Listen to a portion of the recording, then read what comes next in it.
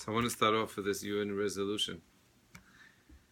Rapam Zichron Livracha, someone sent me something so beautiful. Rapam is the Coren Gadol. He wrote a beautiful sefer. Anyway, I think it's in the Akdama. He writes that the UN, obviously he wrote this before this resolution was passed, the UN and all the resolutions is really testimony to what the Gemara says in Maseches Avodah Zarah. Maseches Avodah Zarah, the Gemara says that when Mashiach comes, the Lambo goes around with the Torah, so the non-Jews are going to claim that we also deserve a reward because we made it so beautiful for the Jewish people, we made it so much easier, and we put the bridges, and we put the mikvahs, and whatever we did in order to facilitate the learning of Torah. So Rapam said that, as the Gemara says that the Rebbeinu Shalom, God's going to show them that they did it for themselves, and it wasn't for the beautiful, good-hearted reasons for the Jewish people. So Rapam said, if you want to see a proof to this, look at the UN resolutions. All the Rebbeinu Shalom is going to pull out, he's going to pull out the book of resolutions, and when the UN is going to say, UN is like that perfect example that the Gemara is speaking about all the nations claiming we did it for the Jewish people. And Hashem is going to pull out the resolutions, go through each one and say, doesn't look like it. And of course there'll be nations that supported the Jewish people and they're going to get rewarded. Just like the Rambam says that there's going to be non-Jews that are going to be Mechassidei Umas Olam, and they are going to get Olam Haba. So I think, first of all, the lesson of the UN resolutions is absolutely exactly what Rapam said, is that's just another remez to what Chazal say that's going to happen, and that you can't fall too deep into all the words and the lies that they say.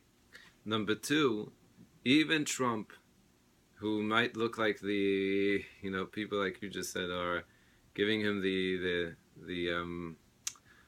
terms and the adjectives of literally redemption, it's absolutely not al pi Chazal, not al pi the Torah, because al pi the Torah and al pi Chazal le melochem biyad Hashem. And if anything, things that whether he'll do or not are absolutely, yes, he might be chosen as a shaliach to do something positive, Gavaldik, so that means that there's something positive about him. And I'm not here at all. I personally, as if I know who he really is, I like him. It looks like he's a person that's really, but after all said and done, to get so deep into it, understand that, wow, now we're going to be depending on him, is absolutely not what the Torah teaches us. It's not what Mishlei teaches, it's not what Chazal teaches. Lev Melachim Yad Hashem, that means Hashem is taking the heart of the kings and the presidents, and he decides what's going to happen. If we get too lost in it, then we don't think we need to do anything. And we need to do a lot, because we still need we need the Yeshuas. And if there's a resolution and a decree, it means that we got to cry more, and we got to daven more, and do everything we can in order to turn things around. In the Maharal, such a beautiful Maharal, the Maharal explains that if you want to understand Neros Chanukah, we know the Maharal says, the Gemara says that Beit Shammai does 8, 7, 6, 5, 4, 3, 2, 1 when it comes to the light in the menorah.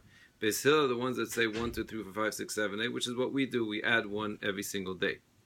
Maharal says that the Beit Shammai who say 8, 7, 6 are actually more correct, because the first day is actually holier than the next day, and the next day and the next. It means by the 8th day it's really actually a much lower level. And that's why they say, light 8 candles. What's the difference? Beis Hillel say, we agree to this concept. The first day includes in it all 8 days. However, Beis Hillel say, that's about the days, but about the person himself, each day we are elevating ourselves. That's why they say, Malin b'kodesh lo moridim. We change. In regard to ourselves, like a chefza gavra, regarding ourselves, we are supposed to change every single day.